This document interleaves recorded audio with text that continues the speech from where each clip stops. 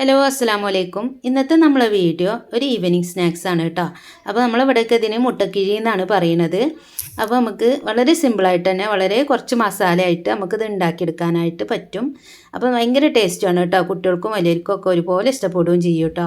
അപ്പോൾ നമുക്കിത് എങ്ങനെ ഉണ്ടാക്കണമെന്ന് നോക്കാമല്ലേ. അപ്പോൾ നേരെ വീഡിയോയിലോട്ട് പോവാം. അപ്പോൾ ആദ്യമായിട്ട് അതിന് ഒരു കപ്പ് മൈദ ഞാൻ എടുത്ത് വെച്ചിട്ടുണ്ട് കേട്ടോ. ഇനി അതിലേക്ക് പാകത്തിനുള്ള ഉപ്പിട്ട് കൊടുക്കാം.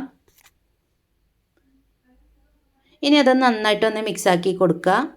ഇനി ഒരു ഇളം ചൂടുവെള്ളത്തിൽ നമുക്കിത് കുഴച്ചെടുക്കാം. അപ്പോൾ ആദ്യം കുറേശ്ശെ വെള്ളം ഒഴിച്ചിട്ട് വേണം നമ്മളിത് കുഴച്ചെടുക്കാനായിട്ട് കേട്ടോ. അപ്പോൾ നമ്മളിത് ഒരു ചപ്പാത്തി മാവിൻ്റെ പരുവല്ല, ഒന്നും കൂടി ഒരു അയഞ്ഞ പരുവത്തിലാണ് ഇത് കുഴച്ചെടുക്കേണ്ടത് കേട്ടോ. നല്ല ലൂസായി പോവും വേണ്ട. അപ്പോൾ അങ്ങനെ വേണം നമ്മളിത് കുഴച്ചെടുക്കാനായിട്ട്. അപ്പോൾ ഇത് കുറേശ്ശെ വെള്ളം ഒഴിച്ചിട്ട് നമുക്ക് നന്നായിട്ട് കുഴച്ചെടുക്കാം. ഇതിലേക്ക് കുറച്ച് സൺഫ്ലവർ ഓയിലും കൂടി ഒഴിച്ച് കൊടുത്തിട്ടുണ്ട്. ഇനി ഇത് നന്നായിട്ട് കുഴച്ചെടുക്കാം കേട്ടോ. അപ്പോൾ ഒടിൻ്റെ എല്ലാ ഭാഗത്തേക്കും നമ്മളെ ഓയിൽ ഇങ്ങോട്ട് മെൽറ്റായി കിട്ടട്ടെ. അതുവരെ നന്നായിട്ട് കുഴച്ചിട്ട് നമുക്കിത് എടുക്കുക.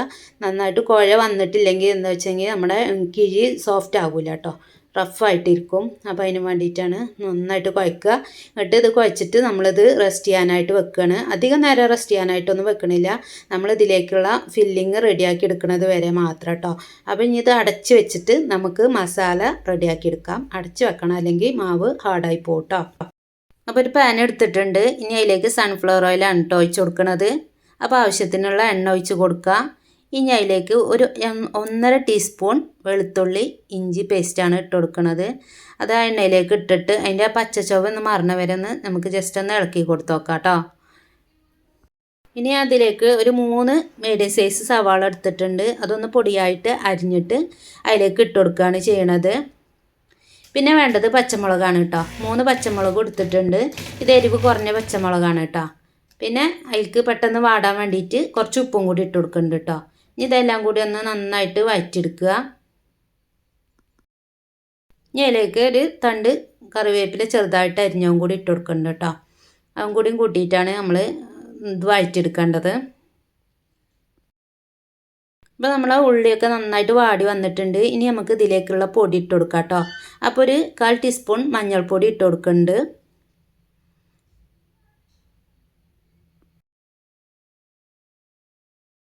ഇനി ഒരു ടീസ്പൂൺ കുരുമുളക് പൊടിയും കൂടി ഇട്ട് കൊടുക്കുന്നുണ്ട്.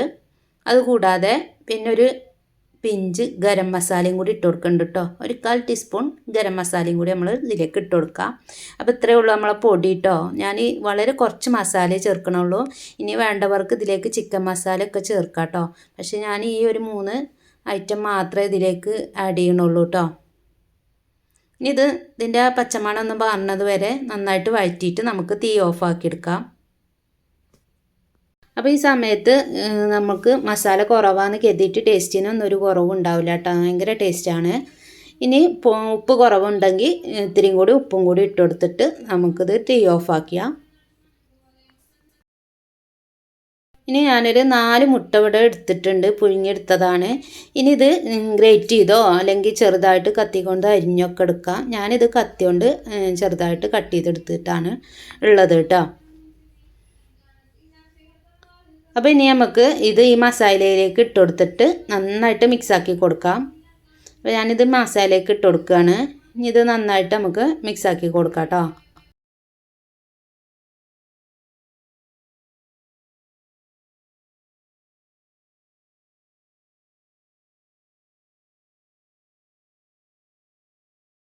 നമ്മളെ പൊടി കുഴച്ച് വെച്ചെടുത്തിട്ട് നന്നായിട്ടൊന്ന് നല്ല സോഫ്റ്റായിട്ട് നിൽക്കുന്നുണ്ട്.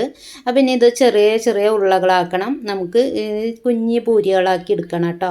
അപ്പോൾ നമുക്ക് പ്രസ്സറോ അല്ലെങ്കിൽ നമ്മൾ ചപ്പാത്തി പലകമ്മേ പരത്തിയെടുക്കുകയൊക്കെ ചെയ്യാം. അപ്പോൾ ഞാൻ ഇനി ഇതൊക്കെ ഒന്ന് ചെറിയ ഉരുളകളാക്കിയിട്ട് കാണിച്ചു തരാം കേട്ടോ. വേണ്ട അത്രയും ഉരുളകളാക്കി എടുത്തിട്ടുണ്ട്. ഈ ഒരു വലുപ്പത്തിലാണ് ഉരുളകളാക്കി എടുത്തിട്ടുള്ളത്.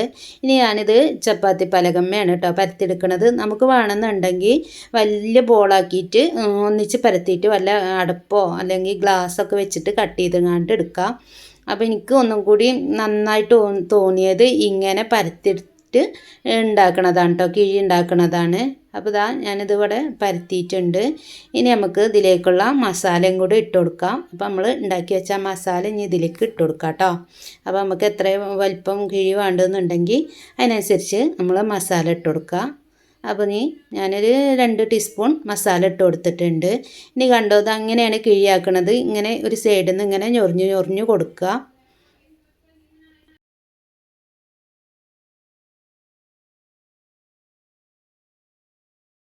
അപ്പോൾ ഞൊറിഞ്ഞെടുത്ത് കഴിഞ്ഞിട്ട് ഇതേപോലെ ഒന്നിങ്ങോട്ട് കൂട്ടി യോജിപ്പിച്ചിട്ട് ഒന്ന് ജസ്റ്റ് ഒന്ന് തിരിച്ചു കൊടുത്താൽ മതി കേട്ടോ.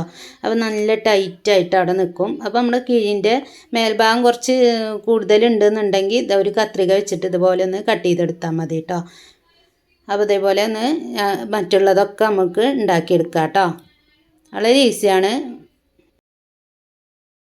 അപ്പോൾ ഇങ്ങനെ ആയിരിക്കും കേട്ടോ നമ്മളെ കിഴിൻ്റെ ലാസ്റ്റ് സ്റ്റേജ്. ഇതാ കണ്ടോ, നല്ലൊരു കിഴി കെട്ടി വെച്ച പോലെ തന്നെ ഉണ്ട്. അപ്പോൾ ഇതേപോലെ ഇനി നമുക്ക് മറ്റുള്ളതൊക്കെ ഒന്ന് കിഴിയാക്കി എടുക്കാം. അപ്പോൾ നമ്മളെ കിഴികളൊക്കെ ഇവിടെ റെഡിയായി കിട്ടിയിട്ടുണ്ട് കേട്ടോ. കണ്ടോ, നല്ല അടിപൊളിയായി കിഴി കെട്ടിയോടെ വെച്ചിട്ടുണ്ട്. ഇനി നമുക്കിത് പൊരിച്ചെടുക്കാനായിട്ട് തുടങ്ങാം. അപ്പോൾ എണ്ണ അടുപ്പത്ത് വെച്ചിട്ട് നന്നായിട്ട് ചൂടാക്കുക കേട്ടോ. എന്നിട്ട് വേണം നമ്മൾ അതിലേക്ക് ഇട്ട് കൊടുക്കാൻ.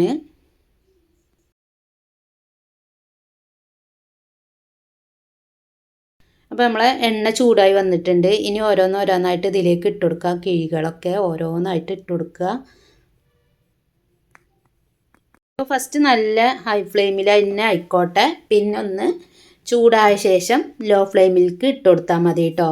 അപ്പോൾ അധികം വേവൊന്നുമില്ല, കട്ടില്ലാത്ത മാവാണല്ലോ, അപ്പോൾ വലിയ വേവൊന്നുമില്ല. അപ്പോൾ ജസ്റ്റ് ഒന്ന് ചൂടായ ശേഷം നമ്മളൊക്കെ ഒന്ന് തിരിച്ചിട്ട് കൊടുക്കാം. അതിൻ്റെ ആ കിഴിൻ്റെ മേൽഭാഗമൊക്കെ ഒന്ന് വെന്ത് കിട്ടാൻ വേണ്ടിയിട്ടൊന്ന് മറിച്ചിട്ട് കൊടുക്കാം കേട്ടോ. ഇനി